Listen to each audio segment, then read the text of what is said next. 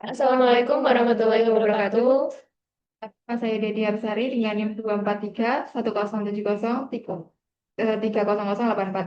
Perkenalkan, nama saya Raisa Gilsia Najwa dengan NIM 2431070303018. Dengan saya kalau Mardani, NIM-nya 2431070030052. Dengan kontribusi saya di dalam kelompok yaitu membuat analisa dari studi kasus partition dan juga laporan indeks dan juga laporan partisi. Dan kontribusi saya membuat materi di PPT dan membuat laporan untuk indeks dan partisi. Saya membuat studi kasus dalam PPT, kemudian saya juga mengerjakan laporan indeks dan partisinya. Dan untuk materinya partition, partitioning table adalah teknik membagi satu tabel logis menjadi beberapa bagian fisik yang disebut partition. Tujuan utamanya itu bukan sekedar membagi file, melainkan memudahkan pengelolaan data besar dan membantu query tertentu melalui partition planning. Itu kemampuan optimizer untuk membaca hanya partition yang relevan. Kemudian ada partitioning range. Range paling sering dipakai untuk data waktu, misalnya transaksi per bulan atau per tahun. Keunggulan terbesarnya itu kemudahan life cycle. Drop partition untuk data lama jauh lebih cepat dibanding delete jutaan baris. Wajib pakai untuk tabel transaksi bervolume besar agar kerjanya itu lebih terlihat. Kemudian ada partitioning list. List cocok untuk pemetaan nilai diskrit, misalnya wilayah, kategori, atau kode status tertentu. Kemudian ada partitioning hash. Hash digunakan untuk menyebar data secara relatif merata ke sejumlah partisi yang sudah ditetapkan. Ini cocok ketika tujuan utamanya adalah distribusi data, bukan pengelompokan manual berdasarkan rentang atau daftar nilai. Kemudian ada partition pruning. Partition dapat dikelola setelah tabel dibuat. Seperti optimizer hanya membaca partisi yang relevan berdasarkan kondisi where. Kolom partisi harus muncul di where, jika tidak, semua partisi tetap dapat dibaca. Gunakan explain partition untuk memverifikasi. Kemudian ada maintenance partisi. Partisi dapat dikelola setelah tabel dibuat. Contohnya itu kayak add partition, itu bisa menambah partisi baru saat memasuki periode baru. Kemudian ada drop partition, itu lebih cepat dari delete. Kemudian ada reorganize partition, itu pecah atau gabungkan partisi yang sudah ada.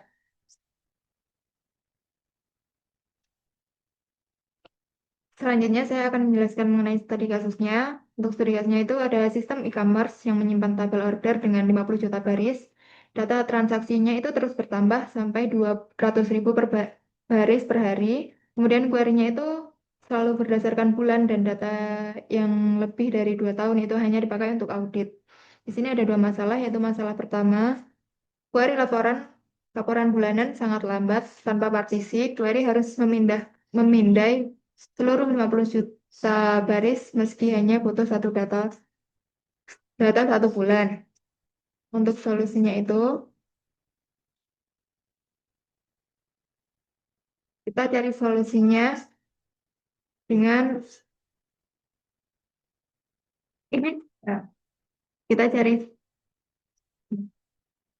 kita cari solusinya itu dengan menerapkan range partition per bulan. Apa sih range partition itu? Jadi range partition itu mengelompokkan berdasarkan waktunya. Bercontoh di query berikut, ini ada create table-nya terlebih dahulu, kemudian dipartisi berdasarkan per bulan, yaitu di sini yang pertama partisi pertama itu di tahun 2025 bulan 2, kemudian tanggal 1, yang kedua itu tahun 2025 bulan 3 tanggal 1 dan seterusnya. Setelah dikelompokkan, kita explain. Explain ini fungsinya untuk seperti eh, melihat rencana eksekusinya dari query yang ada. Di sini ada kolom ID, kemudian ada select type, tabelnya yang dipakai apa, kemudian partisinya itu yang dipakai apa. Selanjutnya ada type ini, ini berarti melakukan full table scan. Selanjutnya ada possible keylen, karena di sini tidak menggunakan indeks, jadi nilainya itu adalah 0. Kemudian ada rows-nya itu satu hanya menggunakan satu baris. Selanjutnya ini extra ini untuk melihat query apa yang digunakan. Di sini itu menggunakan where. Lanjut di masalah kedua, yaitu data tahun 2023 sudah tidak aktif, tapi masih ikut terbaca saat query memperlambat backup dan maintenance. Kita cari solusinya itu dengan mengarsipkan lalu drop partisi yang lama. Nah, di sini kita create tabelnya terlebih dahulu seperti sebelumnya. Selanjutnya kita arsipkan data yang ada. Kemudian di sini kita drop partitionnya. Nah, kalau datanya sudah tidak dipakai, itu bisa langsung di drop. Tapi kalau masih dipakai, bisa diarsipkan terus saja.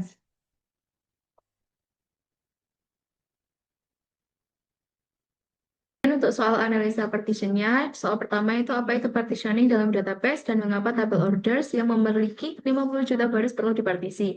Partitioning itu kan memecah satu tabel menjadi beberapa partisi yang secara fisik itu terpisah di storage, tapi secara logika dia tetap satu tabel. Nah, tabel order itu perlu dipartisi karena tanpa partisi setiap query-nya itu memiliki 50 juta baris hanya butuh data 1 bulan. Jadi perlu dipartisi agar data bisa dieksekusi lebih cepat. Kemudian soal yang kedua ada apa fungsi partisi Pmax dengan nilai max value pada tabel orders. Apa yang terjadi jika partisi ini tidak ada?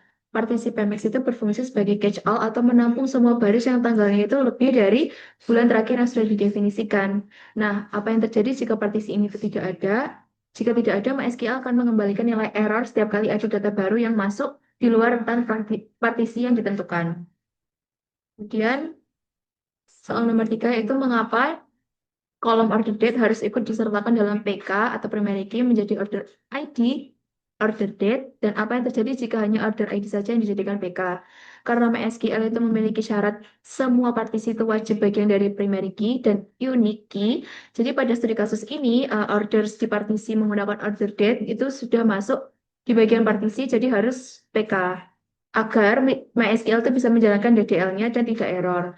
Kemudian kalau misalkan order ID saja yang dijadikan PK, MySQL akan langsung menolak pembuatan tabelnya dan partition pairage-nya itu tidak berjalan secara lancar. Kemudian soal nomor 4, data bertambah 200.000 baris per hari. Dalam berapa bulan partisi PMX akan menampung lebih dari 6 juta per baris? Apa resiko jika partisi PMX dibiarkan terus membesar? Karena partisi PMX itu catch all, yaitu menangkap semua baris yang tanggalnya melewati partisi. Jadi dengan data 200.000 per baris hari itu masuk, PMX akan menampung lebih dari 6 juta baris hanya dalam 1 bulan. Jadi dalam 1 bulan itu menampung 6 juta baris jika partisi baru tidak ditambahkan. Dan resiko jika PMX dibiarkan membesar itu akan terjadi pruning tidak efektif. Jadi optimizer itu tidak dapat memilih data terbaru secara lancar. Kemudian ada drop partition itu tidak bisa dilakukan. Jadi harus di delete satu persatu. Kemudian backup makin lambat. Jadi datanya itu semakin besar dan tidak bisa di archiving atau tidak bisa diarsip secara otomatis. Jadi harus manual. Terima kasih. Sekian dari kelompok kami, kurang lebihnya mohon maaf. Wassalamualaikum warahmatullahi wabarakatuh.